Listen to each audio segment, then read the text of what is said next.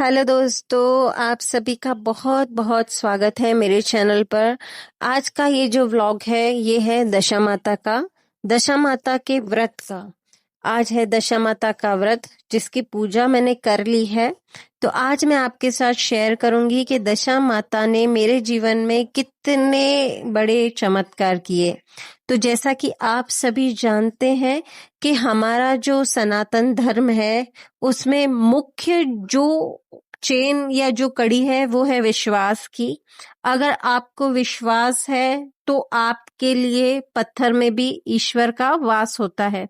इसी तरह मेरे जीवन के अंदर एक विश्वास ने मेरे जीवन को किस तरीके से बदल दिया वो मैं आज आपके साथ शेयर करूंगी।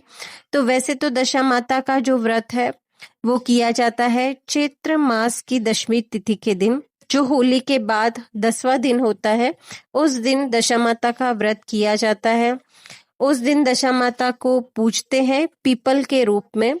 पीपल के वृक्ष की पूजा की जाती है दोस्तों।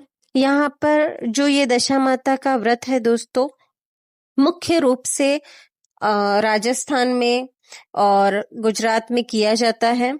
यहाँ पर मैं आपको बता रही हूँ और साथ में देखिए मेरे पास ये बिल्ली न जाने कहाँ से आ गई। मैं पूजा कर रही थी, शुरुआत ही की थी, तब से ये आकर मेरे पास में बैठ गई।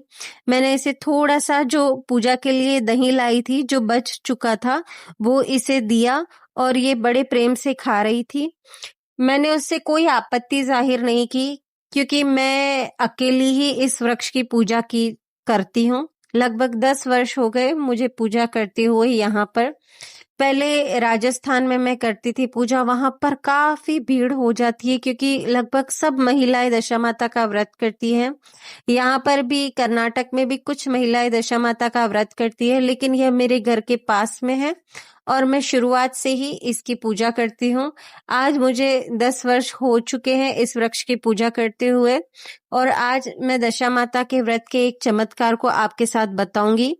यहाँ पर मैंने गेहूं के 10 दाने ले लिए हैं और कथा जो है वो पूरी कर ली है और पीपल के वृक्ष को इस तरीके से जो कपड़ा है वो भी मैंने अर्पित कर दिया है। यहाँ पर दशा माता के धागे आप देख सकते हैं। गेहूं की 10 ढेरी बनाई है, आटे के गहने और खिलौने बनाए हैं। यहाँ पर मैंने इसकी भी पूजा करी ली है साथ साथ में। मेरे पास ही बैठी थी, बिल्कुल भी इसने परेशान नहीं किया और मेरे साथ कोई ना कोई था। यहाँ पर मैं जो पीपल के वृक्ष से जो हम सोना उखाड़ते हैं वो इस तरीके से हमारी जो सबसे छोटी उंगली है इससे निकालना चाहिए और जितना भी मिले यहाँ पर देखिए इस तरीके से मैं हर साल लेकर जाती हूँ। इसे हम हमारे घर की तिजोरी में रखते हैं जिससे अन्न धन की कभी भी दोस्तों कमी नहीं होती। तो दोस्तों आज मैं आपके साथ शेयर करूंगी मेरे जीवन में दशा माता का विशेष महत्व। तो दोस्तों जब मेरी शादी हुई थी उसके तुरंत उसी साल मैंने दशा माता के व्रत को ले लिया था और दशा माता का जो धागा है मेरी सास ने मुझे दिलवा दिया था और मैं करना प्रारंभ कर चुकी थी। लेकिन दशा माता का जो धागा है मैं लगातार उसे नहीं पहनती थी। मैं उसे सिर्फ होली के बाद गले में धारण करती थी और 10वें दिन उसकी पूजा करके उसे बदल देती थी। बाकी समय उसे अलमारी में रखती थी या फिर किसी भी एक छोटी डब्बी वगैरह में संभाल कर अलमारी में रख देती थी क्योंकि मेरी सास ने कहा अगर लगातार पहन सको तो ठीक है, नहीं तो उसे अलमारी में रख सकती हो। उस समय नई नई शादी हुई थी और यूं सोचते थे कि क्या पहनना, तो पता नहीं कहाँ से कितनी परेशानियां मेरे जीवन में आई दोस्तों, मैं आपको नहीं बता सकती। एक छोटे से तिल का ताड़ बन जाता था हमारे घर में, हमेशा कलेश रहता था, हमेशा पता नहीं मन जो है हमेशा दुखी रहता था। लेकिन लगभग 2014 की बात है, 13-14 की शुरुआत में से मैंने दशा माता का जो धागा है उसे लगातार पहनना शुरू किया क्योंकि गले के अंदर मैं कोई दूसरा गहना नहीं पहनती थी, सिर्फ दशा माता का धागा ही पहनती थी।